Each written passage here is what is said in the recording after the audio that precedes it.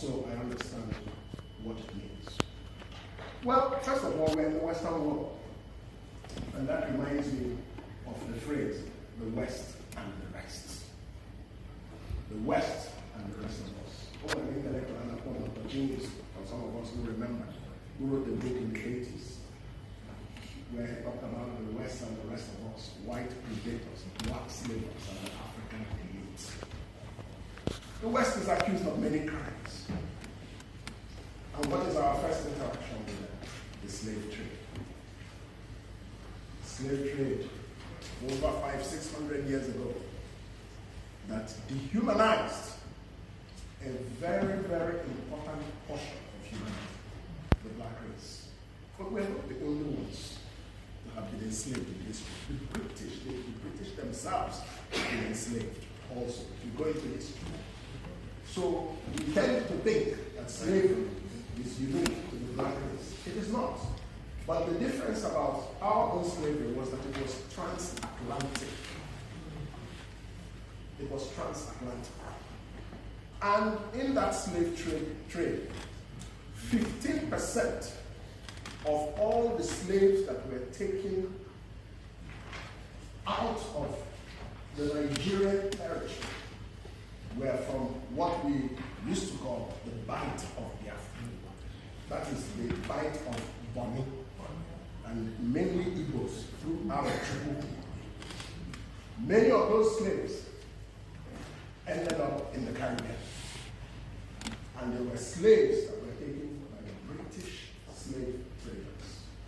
This was one of the first major contacts we had with the British. That is Ndigbo and the British. The other major contact, when slavery ended, and they had to find another way to continue to exploit the black race, was to shift from slavery to colonization. They couldn't come to take us anymore. They had to come to our land, conquer us, and take our raw materials to sustain the industry in the Western world. That was colonialism. And when they came to Igbo land in the late 19th century, there was a lot of resistance. Makana Ndigbo were a very strong spirit. So the Igbo resisted the British fiercely. And there were wars.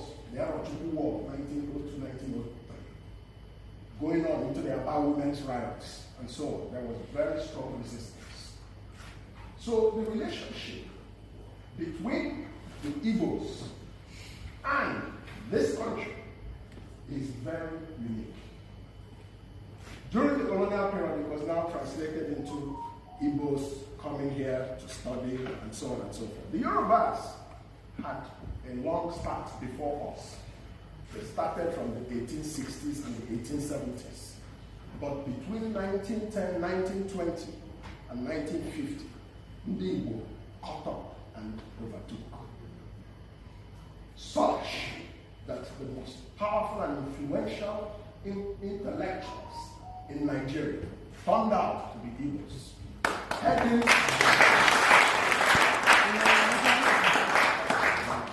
is the truth.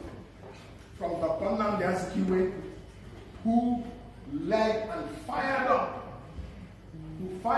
the spirit of freedom in many African countries, and was a mentor to people like Kwame Nkrumah and others, and Jomo Kenyatta. So people like the Great Sikh, who led the way.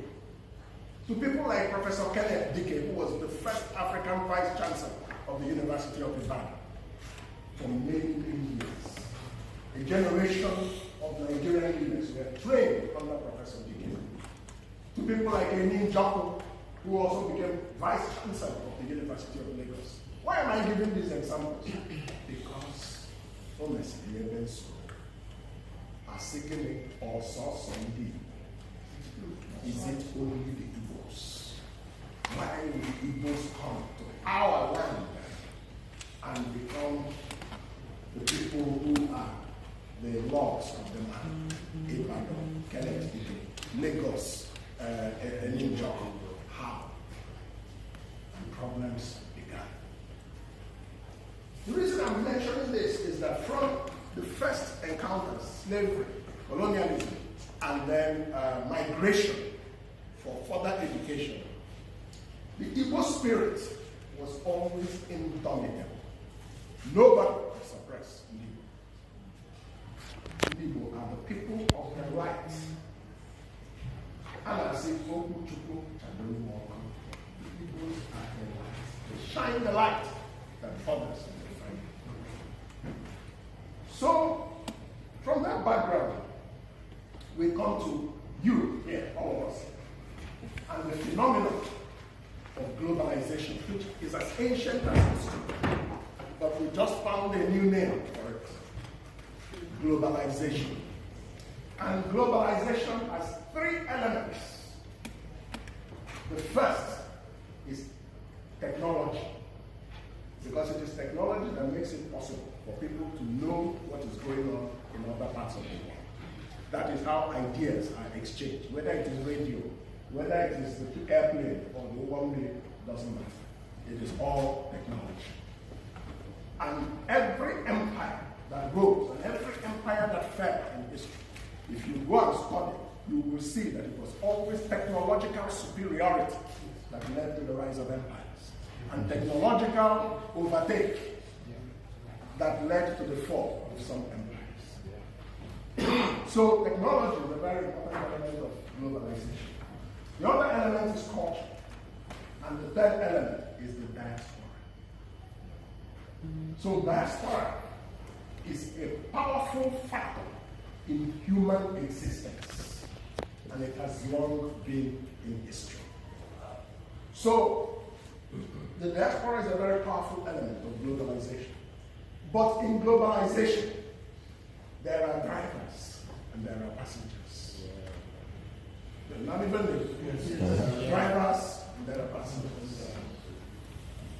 So you're either a driver or you're a passenger, or perhaps you're a bus conductor. Where are we as a black race? Globalization. If you're not technologically advanced, then it means that the globalization we enjoy, the travel we do, the mobile phone that every woman and her aunt and every man and his uncle in Africa, the most densely mobile telephone continent in the world is Africa. But who's making this mobile phone? Who's manufacturing it? We are using it and we think we're cool. But it is the person who manufactured that is selling it that is making the money. So, globalization is not an accident. There is an intention behind globalization. And that intention is the intention to dominate. The people who came on the slave trade mission, they came to dominate. It was part of globalization. But that was globalization by force. Our ancestors were taken from their lands and taken to Jamestown in Virginia in 1620 something. Others were then subsequently taken to other parts of the New World, the so-called New World. Globalization has an agenda. We take it for granted. But if we do not understand it and our role in it, we will be the subject of the agenda, not part of it. That's right. Therefore, when we talk about the diaspora, the question arises, the secret of every rise, and this is what I have preached in Nigerian politics, as a United Nations diplomat, as a professor, as a central banker.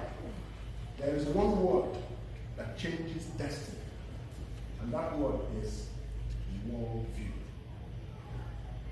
What is our worldview as Ndigbo? We are in the diaspora, but if we do not have a worldview, our being in the diaspora in the United Kingdom will simply be an individual existence for each and every one of us. And that is the situation today. I'm bringing up the subject of the worldview to tell us our responsibility as a people to ourselves our children, our generations to come, and our relatives at home. You, Ohanaeze Ndigbo, in London, you have a big task. I envy you in your wonderful regalia. I wish I had my robes as if I came on the weekend. It's quite true.